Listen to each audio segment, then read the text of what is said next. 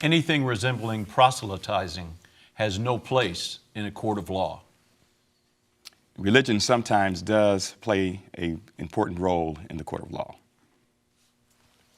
The American Religious Town Hall meeting is now in session.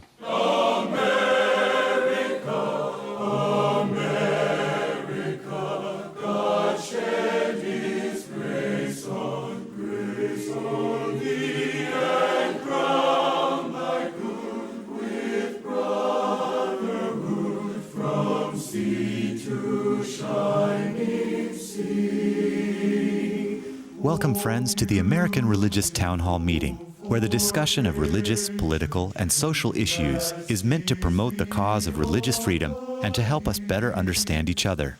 And now, here's your host and moderator, Pastor Jerry Lutz. I, too, would like to welcome you to today's program. So glad you've joined us. If this is your first time to the program, a special welcome to you. If you've been a longtime viewer, thank you for your continued support. And now we're going to ask our panelists to introduce themselves. You've only heard from two of them, but let's find out who they are. As we go around the table, we'll ask them to say their name and tell us a little bit about what they do. Let's begin with the gentleman to my right. Hi. Good day. My name is Mel Robeck. I'm Senior Professor of Church History and Ecumenics at Fuller Theological Seminary, and I'm also an ordained minister with the Assemblies of God. I'm Dan Levin. I'm the Senior Rabbi at Temple Bethel in Boca Raton, Florida. Hi, I'm Tom Plumbley. I'm the Senior Minister at First Christian Church in Fort Worth, Texas. We're a part of the Christian Church Disciples of Christ. I'm Andrea Luxton. I'm president of Andrews University in Berrien Springs, Michigan, which is affiliated with the Seventh-day Adventist Church. Hi, I'm Carl Trovall. I'm the Richard J. Dinda Professor of Lutheran Identity and Mission at Concordia University in Austin, Texas, which is affiliated with the Lutheran Church Missouri Synod. Hi, I'm Tony Matthews, and I serve as Senior Pastor at North Garland Baptist Fellowship in Garland, Texas. Well, thank you, everyone, for being here today. As you can see, we have a great panel assembled here, and thanks to each one for taking time from their busy schedule to be here for this program. It's an important discussion we have, as are they all, on the American Religious Town Hall meeting, but this one in particular having to do with a case with which you might be familiar. State District Judge Tammy Kemp presided over one of the most watched trials of the year, the Amber Guyger murder trial. Guyger, a white police officer in Dallas, mistakenly entered into the wrong apartment, thinking it was her own, and shot and killed a black man, Botham Jean, who was in his own apartment. The trial received worldwide attention as Botham's brother, Brandt, during the victim impact statements, said to the person who killed his brother, "I forgive you. I love you just like anyone else.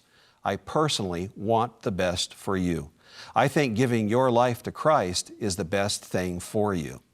He then asked the judge if he could give the person who killed his brother a hug, and the judge allowed him to. Following this, Judge Tammy Kemp gave the convicted Guyger a Bible, hugged her, and prayed with the former police officer. Well, this ruffled some feathers, to say the least. According to a Wisconsin-based group known as the Freedom from Religion Foundation, or the FFRF, Judge Kemp abused her power by giving Guyger her Bible and urging her to study it and find God. The complaint to the State Commission on Judicial Conduct states, in summary, these proselytizing actions overstepped judicial authority, were inappropriate, and were unconstitutional. They also argue that the judge's compassion crossed the line into coercion. According to the Dallas Morning News, First Liberty Institute, a voice for religious freedom, is countering the complaint filed by the Freedom from Religion Foundation.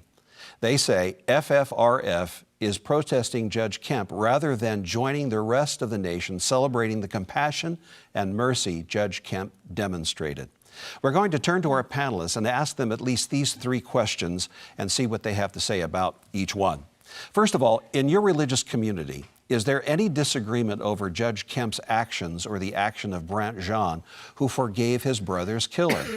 Another question, how can something that appears to be so kind and compassionate divide us? Was this coercion, as the FFRF says? And then the last question, doesn't have to be the last one, but here's my third one. Are there any scriptures that inform our thinking on this case? Let's go back to our panelists who helped to begin the program. For that, we go to Reverend Plumbley. Glad to have you back on the program. You made a pretty strong statement. You don't think judges should be involved in this, right? In any kind of what could be perceived as proselytizing. Tell us more. Thank you. Judges or any other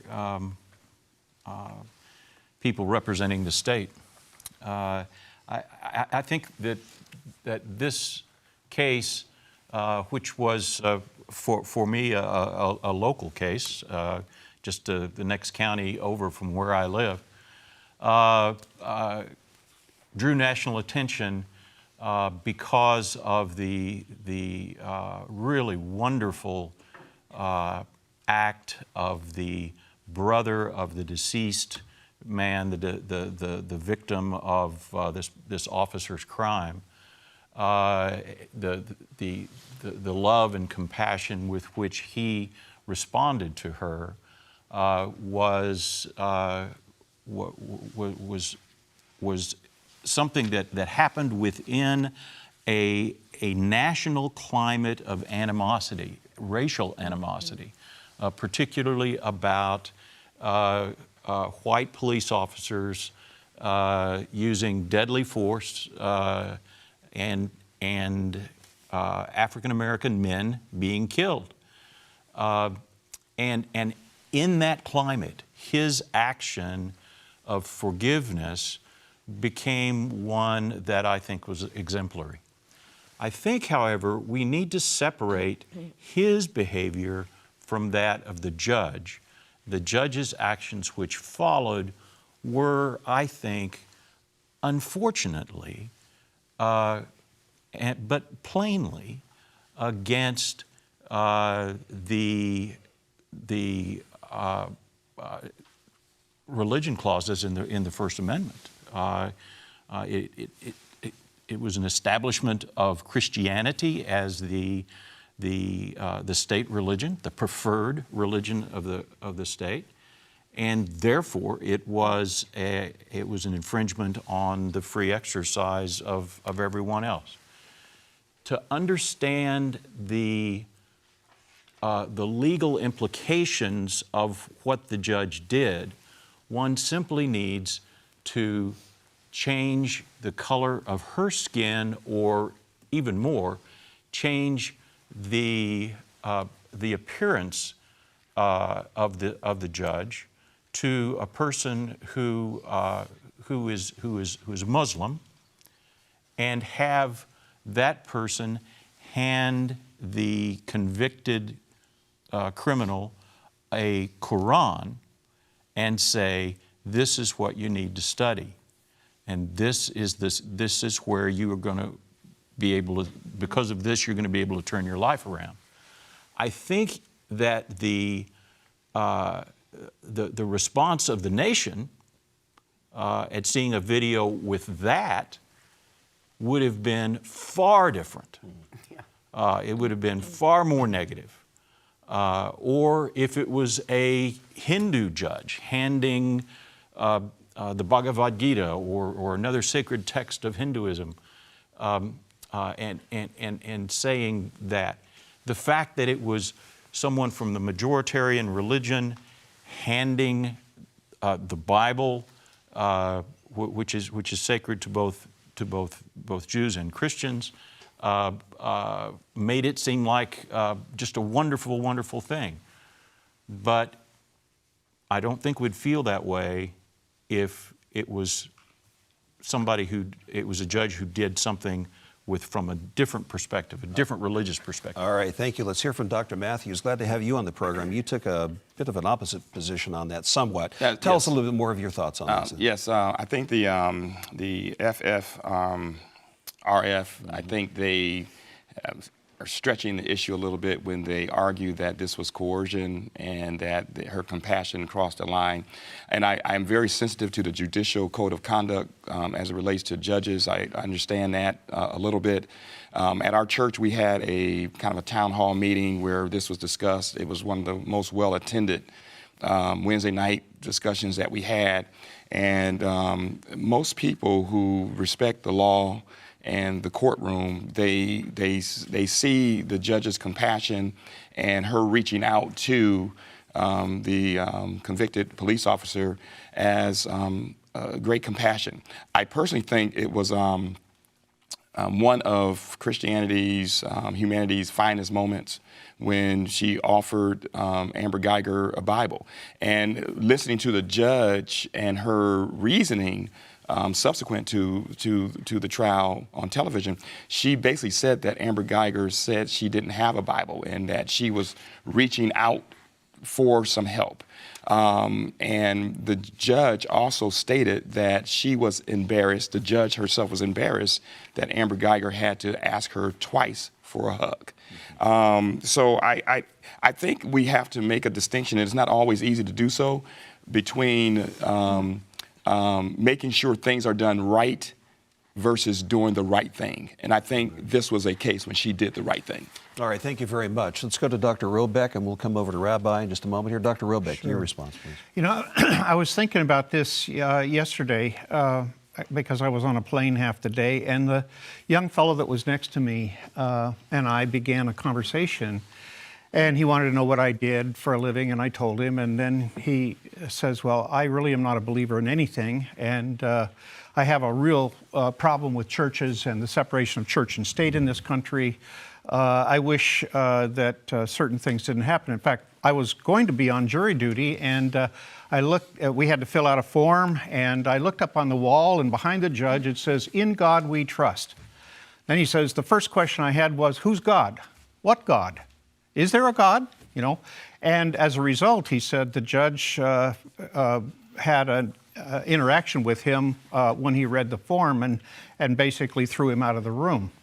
I thought, you know, that's really very, very sad that we've come to a situation like that. But as I thought about this judge doing what she did, I have no problem with the fact that she was being compassionate and kind to the defendant, who had been, in fact, proven guilty of the crime. I just don't think it belonged in the courtroom. I don't think that she violated the law so much as she did the spirit of the law. The spirit of the law says keep this separate. If you're going to engage in some kind of compassionate act that's a religious act, that's very clearly a religious act, and it has an emphasis on one religion over against another, it doesn't belong in the courtroom. And I think that's where the violation comes in. But I would not say that she was in violation of the Establishment Clause. Okay, thank you very much, Rabbi Levin. Glad to have you here today, too. Your take on the subject, please. So I have to tell you, I remember watching the response of Brandt to his brother's murderer. And I have to tell you, even as a Jew, I wept at that moment of extraordinary forgiveness. I think it was really one of the most religious things I have ever seen. But there's a big difference between his right as someone sharing a victim statement and what the judge did. When you agree to be a federal officer or a state officer, you then sort of have to say, I'm going to keep my religious actions apart from my state actions, which doesn't mean I have to surrender my religious faith, doesn't mean I have to surrender my religious belief. I just cannot act in a religious way. For example, now I'm the parole officer. Am I supposed to check up to make sure she's reading the Bible? The judge has said in a court of law, here you go, this is going to help you. So you walk down a very, very slippery slope. And as someone who is part of a religious minority in the community, we want to know that no matter what religion we practice, and if we practice no religion, that we're going to get the same shake in a court of law. And I think we need to ensure that even though I think the judge's motives were probably coming from a deeply meaningful place, she needed to have checked that. So if the defendant says, no, I don't have a Bible, then they should say, someone should provide her one, or you should procure one. But it ought not be the judge who provides that, because I think that is overstepping in a very dangerous way. All right, thank you. Dr. Trovall, glad to have you here today.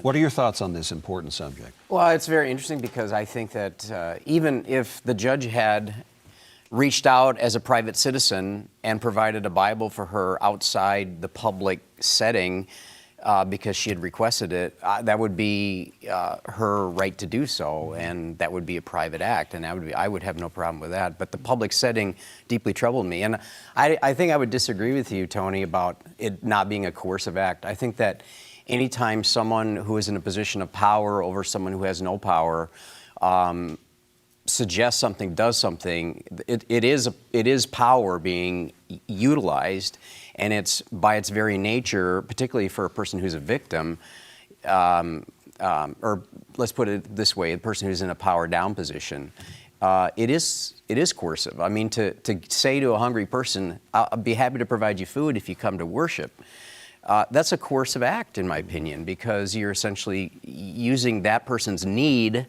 as a way to utilize power. And I think all of us who are teachers, pastors, rabbis, judges, any of us in any kind of power position have to be really careful about what we say in our role in the public setting. All right, thank you very much. And yes, Yeah, we're going to go to Dr. Luxton. Go ahead. Let him counter first. Well, you guys work it out between the two of you. I'm fine with that. All right. Real quickly, I still think that it was not coercion because Amber Geiger requested. She was the one who said, "May I have a hug? I don't have a Bible." She was the one making the request to the judge, and the judge simply responded. So that's not coercion in my mind. It's compassion. It's compassion. We respectfully disagree. All right, Dr. Luxton, settle this for these two. Well, I'm not going to be much help because ever since I've considered this show, I've been going this way, and I keep kind of going backwards and forwards. I'm not convinced it's actually coercion is the right word. Was it wise of the judge to do it in a public setting? Probably not, but I certainly wouldn't go as far as to call it. To me, it's not coercion because everything is in a sense over at this point in time. This is something that happens after the main trial, and so I don't think it falls into the level of coercion. You know, the why I go to and fro. I agree with all the comments that have been made. You know, this is a courtroom. This is a judge. What she does is very public. Is it leaning towards a Christian faith? What would happen if it was a Muslim that was on trial? Would someone have gone and given them a Quran? That would have been the equivalent to me. Mm-hmm. And I personally wouldn't have had it. I'd have seen them as equal issues, though I think there would have been more outcry, which in my mind would have been unfortunate. The other side of that is I think that we run the risk in society of being so firm on no religion allowed here and here and here that it can blunt our capacity to publicly show what forgiveness is or compassion is or what love is. And so I think we need to constantly keep those two in balance. Maybe not the right place, maybe not the right way, but let's not beat up on her too much is my conclusion. All right, thank you very much. Dr. Levin, Rabbi, you wanted to make a further comment? Yeah, I think it's really important that when people come into court, they feel like they are going to get an impartial hearing. Yeah. A very good friend of mine from Canada's father was an Orthodox Jew and a judge. And so he looks like an Orthodox Jew. He's got a big long beard, he's got a kippah on his head, and he was hearing an asylum case, and the plaintiff came in, and he's Muslim. And he looks up at the bench, and he sees this Orthodox Jewish man, and my friend's father said he could just see his face fall, like, oh, I guess I'm sunk. And he got off the bench, and he walked down to the table and sat next to this man who was applying for asylum to Canada and said, "We're all one here. You will have a fair hearing in my court. It doesn't matter where you come from or I come from. We are all one here." And that act of humanity, where he took religion out of the court, made the court a safe place for everybody who had a hearing that day. And I think that the most important thing we can do is make the courtroom safe for everyone. no matter what their religious faith is, no matter what they have as a hearing before the court. Dr. Trovall, you mentioned if it were out of session, if it were on her own time, this judge could have done whatever she wanted in her chambers, but not in the courtroom per se. Is there ever a time, in your opinion, in a court proceeding where a judge, in pronouncement of sentence or whatever, can admonish someone by even referring to a scriptural reference, or maybe the "in God we trust," or "you broke a sacred commandment"? Is there ever a time when a judge could do that appropriately while in session? Well, you're putting me on the spot. Well, I would say probably yes, because there are certain religious commands that become really they're evil in and of themselves, so that all of humanity would have a certain agreement with it. So to use a scriptural reference would be just a repetition of natural law. all right, Dr. Plumbley, or Reverend Plumbley? Yes, there is a place for that sort of thing. A judge who is paying attention to what they're doing, however, would probably mention the scriptures of several different Okay. religions. That's all the time we have for this segment, but there is a time for summaries in just a few moments. Before we come back for the summaries, I'd like for you to stand by for this important message. Thank you, Pastor Lutz. We hope you are enjoying today's program. If you would like to learn more about the American Religious Town Hall, please visit our website at americanreligious.org. That's americanreligious.org. There you can read about the mission and history of the program, learn about the town hall estates, and view past programs by clicking the appropriate menu buttons. Each week, Pastor Lutz looks forward to receiving your letters. You may write to him at the address shown on your screen. Send your letters to Pastor Jerry Lutz, American Religious Town Hall Meeting, P.O. Box 180118. Dallas, Texas 75218. That's Pastor Jerry Lutz, American Religious Town Hall Meeting, P.O. Box 180118, Dallas, Texas 75218. Thank you for writing, and thank you for watching. And now, back to you, Pastor Lutz, and today's closing statements. Welcome back. I do look forward to hearing from you, and as Mark has said, you may go to the website. There you can send us an email, or you can send us a snail mail, however you want to communicate with us that is convenient for you. We love hearing from you. And do go to the website to see some of the past programs. We have them archived for your enjoyment. We're going to go now to our summary statements. Let's begin with the gentleman to my right, and we'll work our way around the table. Dr. Robeck, you're first. Right. In the courtroom, I think it's very, very clear that judges are supposed to be impartial, they're supposed to be fair, they're supposed to be objective with the facts, and they're supposed to be balanced. I think in this particular case, this judge violated that to a certain extent. I think throughout the trial, she was fair. I think the sentence was a fair sentence. I think that her ability to allow the brother of the victim to offer forgiveness and the woman to receive a hug were all exceptionally good. On the other hand, I do think she should have been acting as a private citizen outside of the courtroom to provide her with a Bible and encouragement to read it. I think it violated the spirit of the law that basically says we need to keep separation between church and state. All right, thank you very much. Reverend Plumbley, your summary. Yes, thank you. All statues of justice are representations of a person, usually a woman, wearing a blindfold. The point of that blindfold being that justice and those who represent it should appear and indeed be blind to race, age, gender, religion, and a whole raft of other things, and should appear in the courtroom in that way. And outside of all the other good things she did, this judge, I think, stepped across the boundaries on that one issue. All right, thank you very much. Dr. Trovall, your summation, please.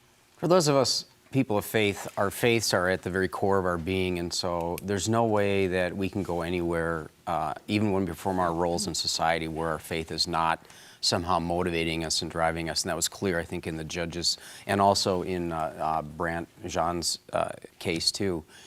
And but I think that there are appropriate ways that our faith in a public setting can come out. And I think the appropriate way is impartiality, the interest in justice, the interest in compassion and love. I mean, it's moving that a judge has this kind of compassion for the people in her courtroom. And I really, what I'm saying is that I do want people to bring their faith into a public setting, but I want it to be brought out in a way that's not proselytizing, but impartial and fair and compassionate. All right, thank you. Dr. Matthews. Yes, as I thought about this trial and the controversy surrounding it, I quickly think about in so many courtrooms when people take the stand, they are asked this question, or the statement is made, do you swear to tell the truth, the whole truth, and nothing but the truth, so help you God? And I think that so help you God is still a part of many courtrooms. And so religion is a part of it based on that, the swearing in. I think the judge's actions were courageous. I think she said she would do it again if she had the opportunity to. It's a tough case because of the judicial code of conduct, so I kind of understand that and respect that as well. But I think at some point Christianity has to supersede the human laws that we have, and I think this is the case here. So she was courageous, but I respect totally the judicial code of conduct as well. Okay, thank you. Dr. Luxton, your summation, please. Yeah, I think I suppose one question is, where does the trial end? Does the trial end when the announcement of the verdict has been made? And is what happened here really post-trial? I think the trouble is that people were still there, so it was still visible. But to me, the impartiality, the responsibility for all of that took place before. And it seems to me that what happened afterwards was an interaction that was engaged, that engaged both parties. I'd give her a pass on it. All right, thank you very much. Rabbi, your summation, please. I think the foundation of American society lies in the trust that each and every American has in the courts, that they will receive fair and impartial justice. And I think we have to guard everything we possibly can to ensure that anyone, irrespective of their religious faith, knows that every time they walk into a court. And that doesn't mean that we have to pass on compassion and humanity. I think actually our courts are enhanced when we see compassion and humanity there. But I think we have to guard against any expression of religious expression coming from the bench. All right, thank you very much, and thank you everyone for participating today. And if you have some comments about today's program, remember, you can write to us. We're very interested in hearing what you have to say and what you think on the matter. We're so glad that you took interest in today's program to tune in. There are many other programs like this. If you're not familiar with this program, it's like none other that you'll find on TV. It's been around for over 65 years, going on 67 years. So we're thankful for your continued support and look forward to seeing you again real soon. But for now, the charter of the American Religious Town Hall provides that Roman Catholics, Protestants, Jews, educators, and others may appear on this program and can declare their beliefs without hesitancy. And the rest of the members of the panel will uphold and guarantee that American right to all who will appear, irrespective of race or creed, so that the rest of the world can see that here in America we believe in civil and religious freedom, not only in theory, but in reality. So now, friends, until next week at the same time on over this very same channel, the American Religious Town Hall meeting stands adjourned. And may the God of all of us bless all of you.